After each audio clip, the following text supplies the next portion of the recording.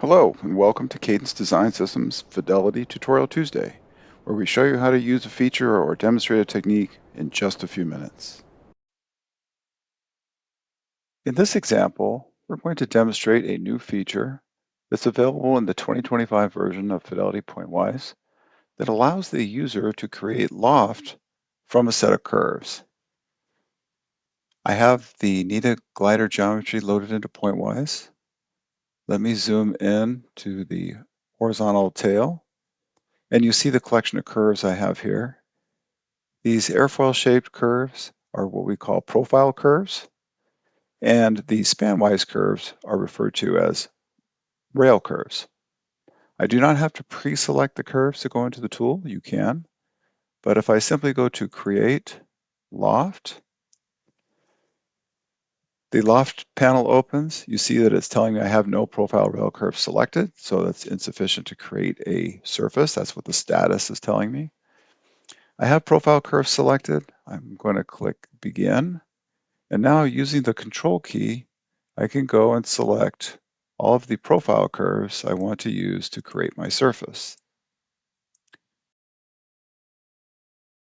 including this boundary curve.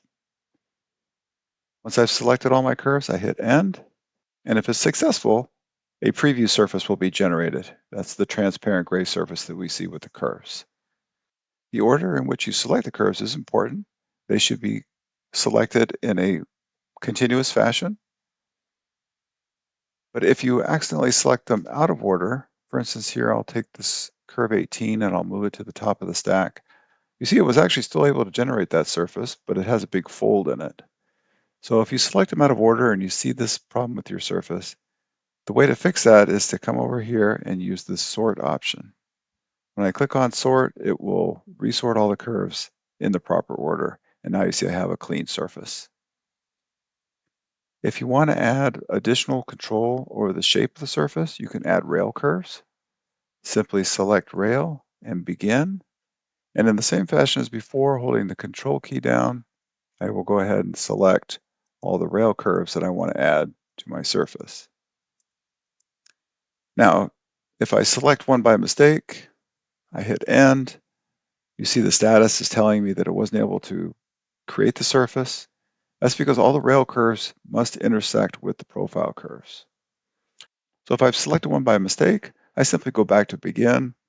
Again, holding the Control key down, I will simply unselect the rail curve that I chose by mistake, hit End, and again, now we have a valid surface. Once you're done, simply hit OK, and the surface is saved. If I come back and select that surface, I can go ahead and shade it just to show that we have that completed surface through the curves.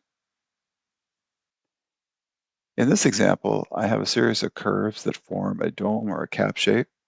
And this time I'm just going to go ahead and use my box selection, select all the curves, and go directly into the Loft tool. When you select them before you go into the tool will automatically sort the curves into the proper order. Now you see we have a valid preview surface here, but it didn't close the surface. In order to do that, we have to define what we call a seam curve. So what I'm going to do is I'm going to come over and I'm going to select curve 1, and I'm going to click the button that says Make Seam. So that will make that the seam curve, and now you can see that it's able to close the surface. Now if I zoom in here where it created the seam, you'll see that the surface isn't as smooth as we may like. This is where a rail curve will be helpful. So I'm going to select rail and begin, and I'm going to select this one rail curve and hit End. And now you see that I have a very smooth and continuous surface all the way around. If you like this video, please click the thumbs up button or subscribe to our channel for more videos like this. If you have any questions, comments, or suggestions, drop us a line down below or connect with us via LinkedIn, which is linked in the description. Thank you all and have a pleasant Tuesday.